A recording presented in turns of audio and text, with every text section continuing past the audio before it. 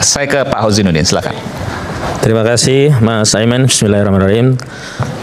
Yang pertama saya husnuzon ya kepada Jaksa Agung, karena sudah perintahkan eksekusi. Secara agama kita terikat dengan apa yang disampaikan secara formal dan zohir. Nahnu nahkumu bi ad-dhawahir. Karena zohirnya ada perintah eksekusi, kita percaya bahwa Jaksa Agung telah memerintahkan kepada Kejaksaan Negeri Jakarta Selatan untuk segera dan serta-merta mengeksekusi terpidana Sylvester Matutina.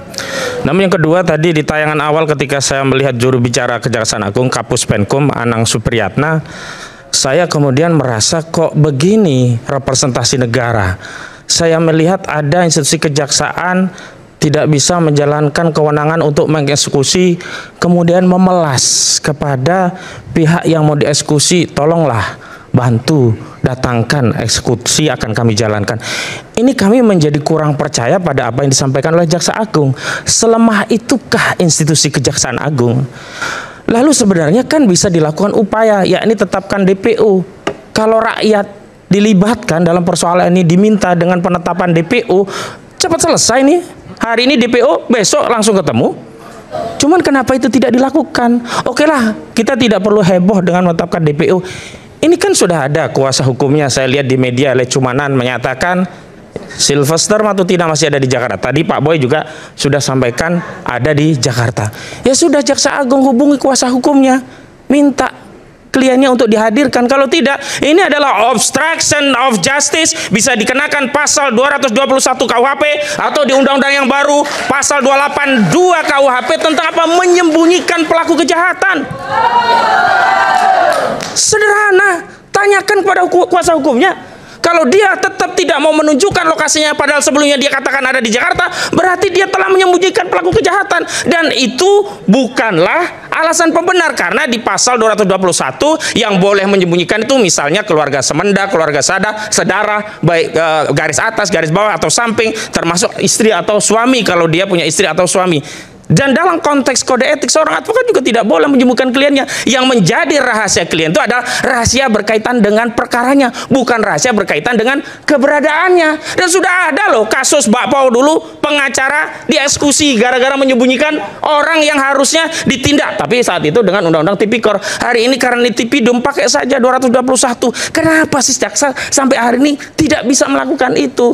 Nah, kemudian yang tadinya awalnya kami mau husnuzon jadi suuzon. Oh, jangan-jangan benar ada orang besar itu bukan di Pak Roy dan yang lainnya di belakangnya ada orang besar. Justru ada orang besar di balik Sylvester Matutina. Meminjam ya ungkapan atau nomenklatur yang disampaikan oleh Pak Roy, bukan orang besar, ada orang cungkring begitu. Sebab susah untuk dipahami oleh akal logika.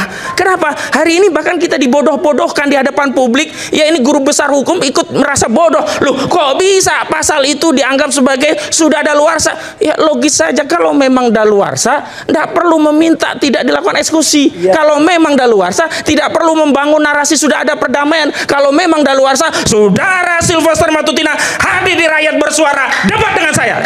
Dan terakhir, kepada seluruh muslimah begitu ya, tidak terkhusus pada satu atau dua.